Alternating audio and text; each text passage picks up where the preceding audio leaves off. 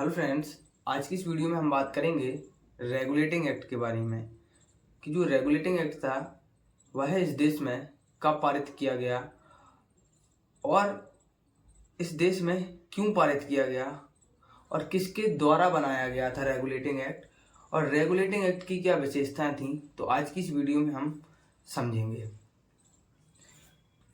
तो regulating act को समझने से पहले हमें इसके बैकग्राउंड को समझना होगा।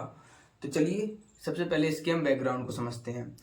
देखिए, रेगुलेटिंग एक्ट जो था वो किसके द्वारा जारी किया गया था। जैसे कि आपको पता है, जो ईस्ट इंडिया कंपनी है वह भारत में व्यापार के उद्देश्य से आई थी।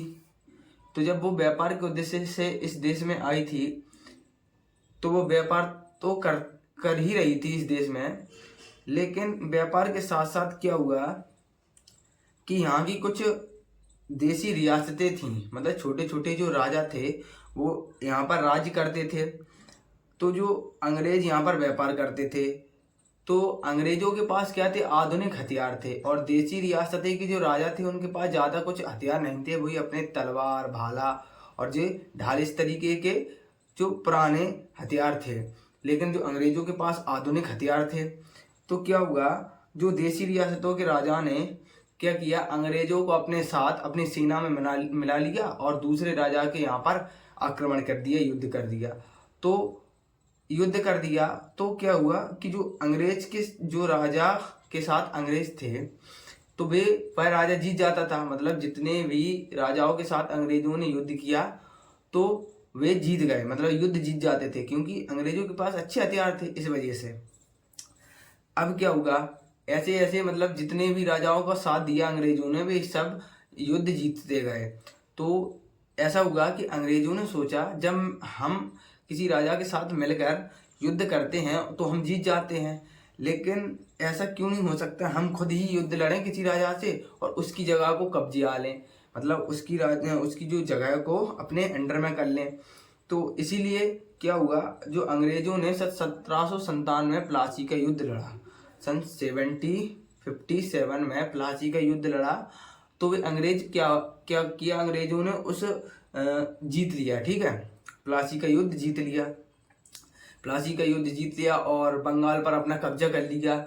इसी तरीके से फिर उन्होंने 1764 में बक्सर का युद्ध लड़ा, वहाँ भी उन्होंने बक्सर को जीत लिया। तो इस तरीके से अंग्रेजों ने दो महत्वपूर्ण युद्ध लड़े और दोनों को जीत लिया।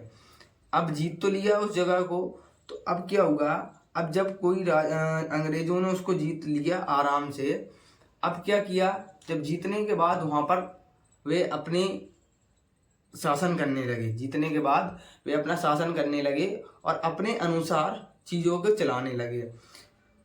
तो दो जगह उन्होंने अच्छे से कब्जा कर लिया था और शासन करने लगे थे। तो क्या हुआ, अंग्रेजों ने सोचा कि अब तो हमारा ही वर्चस्व है सब जगह, तो वो मनमाना कर वसूलने लगे अंग्रेज जो थे, और जो गरीब जनता थी उन पर अत्याचार करने लगे।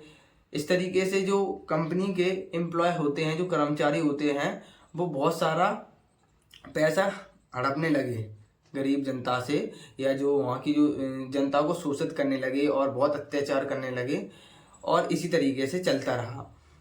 तो अब इसी तरीके से चलता रहा तो क्या हुआ कि कुछ कंपनी के जो एम्प्लॉय थे वो ब्रिटिश गए, क्योंकि आप जानते हैं ईस्ट इंडिया कंपनी कहाँ की थी, ब्रिटिश देश की थी या ब्रिटेन देश की थी। तो वहाँ पर जाते थे, उस देश के उस कंपनी के जो कर्मचारी थे ब्रिटेन में जाकर बहुत सारा पैसा उड़ाते थे।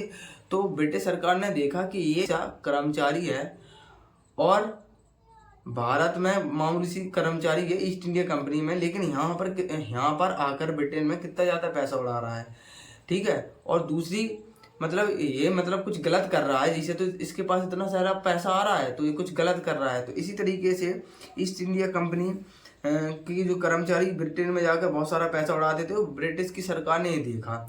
इसी दौरान जो ईस्ट इंडिया कंपनी ने ब्रिटिश संसद को या ब्रिटिश देश को एक एप्लीकेशन लिखा और उन्होंने बताया कि जो ईस्ट इंडिया कंपनी है वो थोड़े लॉस में चल रही है, तो आप केवल मतलब आप हमारा थोड़ा साथ दे दीजिए आर्थिक। तो अब ब्रिटिश सरकार ने देखा कि एक जगह तो कर्मचारी जो है ईस्ट इंडिया कंपनी के जो एम्प्लॉय हैं वो कैसे कितना पैसा उड़ा रहे हैं, और दूसरा उन्होंने देखा कि एक तो कह रहे हैं कि हमारे देश की हमारी जो कंपनी है वो घाटे में चल रही है, ऐसा कैसे हो सकता है, मतलब कुछ गड़बड़ है। तो इस गड़बड़ को सही करने के लिए उन्होंने सबसे पहले रेगुलेटिंग एक्ट को इस देश में पारित किया, इम्प्लीमेंट किया, और सन 1773 में सबसे पहला रेगुलेटिंग एक्ट आया। तो इस एक्ट की क्या विशेषता थी, इसको हम समझेंगे। तो देखो, जैसे कि आपको पता है बंगाल का जो गवर्नर था पहले, क्योंकि उन्होंने बंगाल पर अधिकार कर लिया, तो सबसे बड़ा कौन था, जैसे अभी की पर्सपेक्टिव से समझें तो यहाँ पर जैसे किसी भी स्टेट का मुख्यमंत्री सबसे मैन होता है, इसी प्रकार वहाँ पर पहले गवर्नर मैन था, ठीक है। तो गवर्नर, तो इस जो एक्ट आया इसके तहत क्या होगा कि पहला जो पॉइंट था इस एक्ट में, या पहले जो काम किया इन्होंने क्या किया, यहाँ के जो गवर्नर का नाम बदलकर गवर्नर जनरल पद कर दिया, मतलब जो गवर्नर का पद था उसको गवर्नर जनरल का पद बना दिया।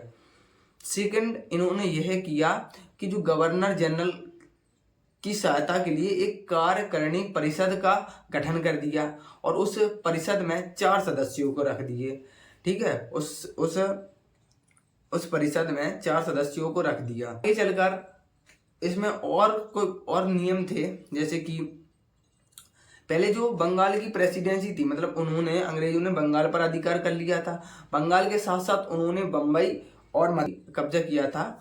तो इन 2 जगहों पर जो कब्जा किया था, यहाँ पर जो अंग्रेज रहते थे, यहाँ की जो प्रेसिडेंसी थी, सूबा था, वो बंगाल के अधीन हो गया। मतलब इस एक्ट के तहत, रेगुलेटिंग एक्ट के तहत क्या हुआ कि बंगाल तथा मद्रास की जो प्रेसिडेंसी है वो बंगाल की प्रेसिडेंसी की अधीन कार्य करेंगे, ठीक है। और इसके बाद जैसे कि मैंने आपको बताया है कि जो एम्प्लॉय थे ईस्ट इंडिया कंपनी के, वे आपस में लड़ते झगड़ते थे, तो उनकी समस्याओं को समाधान करने के लिए 1774 में एक उच्चतम न्यायालय की स्थापना की गई कोलकाता में। कलकत्ता बोलते थे, वैसे पहले उसे कलकत्ता बोलते थे। तो वहाँ पर 1774 में एक उच्चतम न्यायालय की व्यवस्था की गई, और इसमें क्या था, एक मुख्य न्यायाधीश तथा इसके साथ साथ 3 अन्य न्यायाधीश थे। तो जो पहला मुख्य न्यायाधीश कौन था, वो था एलिजा इम्फे, और जो बंगाल का प्रथम गवर्नर जनरल कौन था, वारेन हेस्टिंग्स। तो कुछ इस तरीके से कहानी चली इसकी, जो रेगुलेटिंग एक्ट की। और रेगुलेटिंग एक्ट का मतलब क्या होता है, रेगुलर, मतलब नियमों को अच्छे से चलाना, रेगुलर, ठीक है। तो यही पहला जो एक्ट था जो भारत में पारित हुआ ईस्ट इंडिया कंपनी के लिए। इससे क्या हुआ, ईस्ट इंडिया कंपनी अच्छे से काम करे, अच्छे से शासन करे, किसी को शोषित ना करे, और अच्छे से व्यापार हो, या अच्छे से व्यापार के साथ साथ अच्छे से शासन भी हो। अब इसी के क्रम में हम आगे बढ़ेंगे, और अगला हम एक्ट पढ़ेंगे 1784 का पिट्स इंडिया एक्ट। अगर आपको ये वीडियो अच्छी लगी हो तो प्लीज़ वीडियो को लाइक करें, और अगर आपका कुछ डाउट है तो प्लीज़ कमेंट में बताएं। अगर वीडियो अच्छी लगी हो तो प्लीज़ वीडियो को लाइक कर दें, ऐसी और वीडियोस पाने के लिए। तो थैंक यू फॉर वॉचिंग।